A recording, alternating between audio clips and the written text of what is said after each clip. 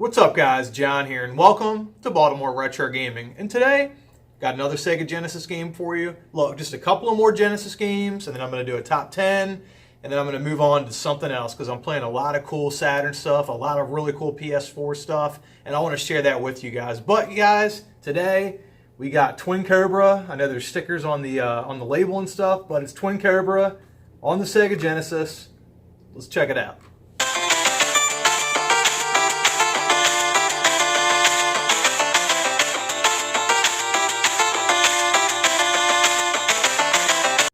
Okay guys, so this is my copy of Twin Cobra, and as you can see there's a big sticker on the label. That doesn't really bother me, but what did bother me was, not the fact that it's card only, but this game did not work when I got it home, and I'm going to show you what I mean by this. So I was able to fix the game. I'm going to show you how. So I wish I had done this before with a game called Biometal I had for the Super Nintendo. I bought that game, it didn't work. It's a shooter I've been wanting for a long time, and I still don't have it because I sent it back to the guy. But I wish I would have taken the attention to detail like I did with this game and be able to fix it. So here's the board. Now this board for Twin Cobra, it's like double the size of a normal Sega Genesis board. But the ROM chip does look the same, right here. But anyway guys, so what happened was, you see that one globule of solder right there? Hold on. There we go. I put that one globule of solder right there because I noticed that one of the pins wasn't connected. So whenever a game doesn't work and you clean the board and you clean the pins and you clean the connectors and you clean your system, if it still doesn't work, like I said, it only happened one time before ever, all the games I ever dealt with, and that was with Biometal. But you want to see if you have any loose connections on your board. And for me, I saw that there was one pin that wasn't connected. They stand out pretty easily. You can find them pretty easily. And then you just want to make sure you dump some solder on that pin, make sure the pin's not touching anything else. And then you stick your game back in and see if it works. And fortunately, guys, for me, the game worked fine. So that's just what you want to do. Oh, and here's my soldering iron right here. This is what I bought a couple of weeks ago. This is like a $20 Lowe's soldering iron. And one thing I noticed, that soldering irons nowadays, a lot of them are fueled by propane or butane. They're like butane lighter, but it's a soldering iron. So I wanted the old school kind of soldering iron that I was used to using when I was in like middle school and high school, and just with an electric plug. So yeah, this is a pretty decent soldering iron. Again, it was like 20 bucks, but yeah, it saved my copy of Twin Cobra. And yeah, guys, this is my copy of Twin Cobra. Okay, so let's turn to Wikipedia and learn some random facts about Twin Cobra. So, Twin Cobra, or as released in Japan under the name, I don't know the Japanese saying for it, but Extreme Tiger, is a 1987 helicopter-themed shoot-'em-up arcade game developed by Toplin and was published by the Taito Corporation in Japan and Romstar in North America. It is one of Toplin's most popular arcade games and is a spiritual sequel to Tiger Heli and itself, followed by Twin Cobra 2.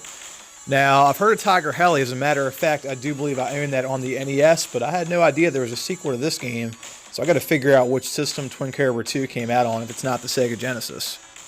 So, one of the first things I learned about Twin Cobra when I started playing it is that this game is hard. And yeah, I know I say that about all shooters because all shooters or shoot-'em-ups are very hard, but this one is like old school hard. I feel like this game has a lot in common with Fire Shark, and those of you that have played both of those games, you probably know what I'm talking about. Twin Cobra and Fire Shark are probably two of the most traditional shooters that you're going to find on the Sega Genesis that, just pretty much stick to the script when it comes to shoot-'em-up games that came out in the early 90s. They didn't really try anything new. They didn't really try anything too crazy or inventive or too gimmicky. They're just both very classical shooters, and in my opinion, I like Twin Cobra a little bit more than I like Fire Shark, but, that's up for debate. I'm sure everybody's going to have their own opinion. That's just mine. But, this game's very varied. You have your bombs, I wouldn't say screen-clearing bombs because they have a radius, an area that they affect. But you get your bombs. You don't get that many of them. I think you start off with 3 every life, One thing about this game that really I don't really like it. And it's one of the reasons that it has a lot in common with Fire Shark. It's the fact that every time you get hit, you start at a checkpoint. Now, at least you start at a checkpoint and not the beginning of the level. But it would have been a lot nicer if this game, and this is why you want to use a Game Genie before you start really getting into any of these games. It would have been nice if you could die and then just keep going and not restart at a checkpoint. But I will say it is a little bit nicer starting at a checkpoint than it is starting at the very beginning of the level. And as far as the levels go, I think I got through about 5 levels before I couldn't make it any further. Maybe 5 or 6 levels, so I don't know exactly how many levels are in this game. Maybe I should have used the Game Genie and tried to, cheat and skip through some more of the levels so I could experience more of the levels. But, I think I got through enough of them to, pretty much give a pretty solid opinion, at least my own opinion, on this game. So as far as the shots go, it looks like there's 4 different shots that you can use as far as like weapons that you can pick up. They're pretty much red, green, blue, and yellow. Red is your standard shot. Green is it's like a laser that kind of just shoots out. It's not really my favorite. Blue is your spread shot, and yellow is it's like a forward and sideways shot. It's kind of like pretty much like a giant X or a giant cross that goes across the screen. And that one's okay as long as you keep your helicopter moving. You can pretty much cover the entire screen and hit all your enemies with that spread shot. But, guys, overall, I really, this game kind of grew on me. It doesn't have the best graphics. Nothing visually is going to, stun you. Because of how classic this game is, I do believe that this would be a good candidate for the Sega Genesis Mini that's coming out. At least put Fire Shark or Twin Cobra, one of those, or Raiden, because those are probably the 3 most traditional shooters I would say that are on the Sega Genesis. So I think the shoot 'em up genre would best be represented with one of those 3 games. Again, that's just my opinion. As you know, there are many, many, many awesome shoot 'em ups on the Genesis. Now, I'm thinking now when they release the Sega Genesis Mini, I'm assuming they're going to have a Mega Drive Mini for like Europe and Japan. I'm really interested to see what games they're going to put on the Japanese version of that Sega Genesis Mini, because like if it's games like Glay Lancer and Eliminate Down, and Alien Soldier. I mean, there's so many awesome Mega Drive games that we never got over here in the United States, guys, that are pretty awesome. And same goes for the Super Nintendo, or the Super Famicom. You got shoot 'em ups that came out on that system, like Macross Scrambled Valkyrie, that are they're amazing. So there's a few on the Super Nintendo as well, but there's a lot more on the Mega Drive, at least in my opinion. But we're kind of getting off topic. One good thing about this game, and I usually talk about this at the end of my videos, is the price on this game. So if any of you guys are new to the Sega Genesis, or you're new to video game collecting or retro gaming, or whatever your motivation is to want to play the Sega Genesis or any retro system for that matter, this is a good game to buy to get into, at least for the shoot 'em up genre. That's a niche genre to begin with. That's not going to break the bank. I mean, Christ, you can find card-only copies of this game for, I'd say, at or under $10. Even if you go to one of those, rip you off, high-end retail, over-than-eBay priced retro game stores, I could not see them charging more than, Christ, $15 or $20 for this game. And if they are, don't buy it. Go buy it online. Download the ROM. Do something like that. But this is a really solid title for people to get into. That, like I said, if you're on a budget, or you're just jumping into the Genesis, or you had an epiphany and you figured out that the shoot 'em ups are the best genre of game out there, like I did. But it's a really solid title, and I'm glad that I picked it up. 5 months ago, I'd never even heard of this game. Honestly, I never had it as a kid. I had a few Genesis shooters as a kid, but this wasn't one of them. And that's a shame, because I was missing out this whole time. But at least I have it now, and I can experience it now. So hey, better than nothing.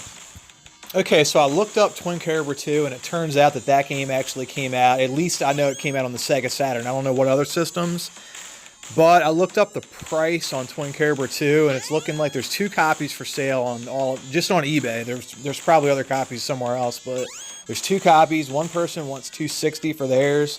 The other one, $400. So yeah, it's one of those. Hey, thank God I got that pseudo Saturn cart for my Saturn. I can play whatever the fuck I want. But man, there's a lot of awesome shooters on the Sega Saturn. It's a lot like the Sega Genesis in that it got tons of awesome shooters. But the Genesis shooters, they can get a little bit pricey.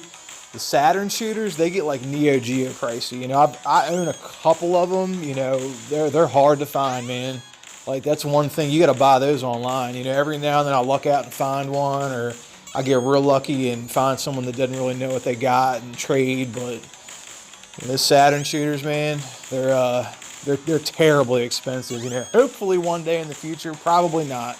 Hopefully one day they'll drop down to nothing in price. Nobody will be looking for them, and then people like me can scoop them up. But I doubt that's going to happen. But anyways, guys, so overall, you know, visually, like I said, this game's not stunning. It's good enough. It gets the job done, and I'm sure if you rig your Genesis in RGB mode, I'm sure it'll look pretty good. Or you can just play it on an emulator for some of the most optimal picture.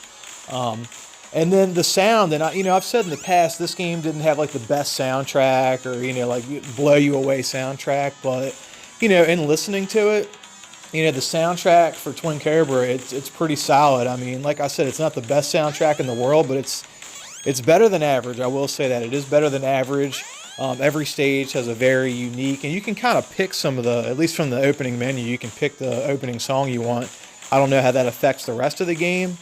But it's got varied music. It gets me pumped up. It gets me, flowing, getting me the rhythm so I can start, bobbing and weaving through those bullets. It gets me going. And, when a game has a soundtrack like that, it's all the better. It makes the gameplay that much more fun, at least for me.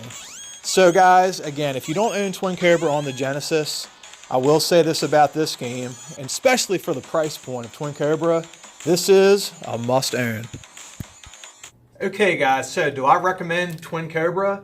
Yes, I absolutely recommend Twin Cobra. Now, this game's not the best game in the world.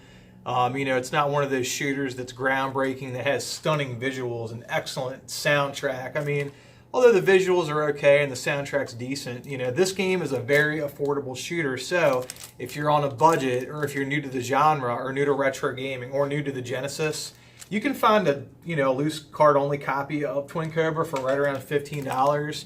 And for all you hardcore collectors out there, if you want a complete copy with the case and the manual and all the bells and whistles, you can buy a complete copy of Twin Cobra for right around $30. And any way you want to get it, loose card or complete, I absolutely recommend this game because it is a classic and it's definitely worth playing on the Sega Genesis. So guys, again, if you see any of my shirts on Twitter or Instagram, $25. Hit me up, I'll hook you up. And guys, again, remember to like this video. Remember to subscribe to the channel.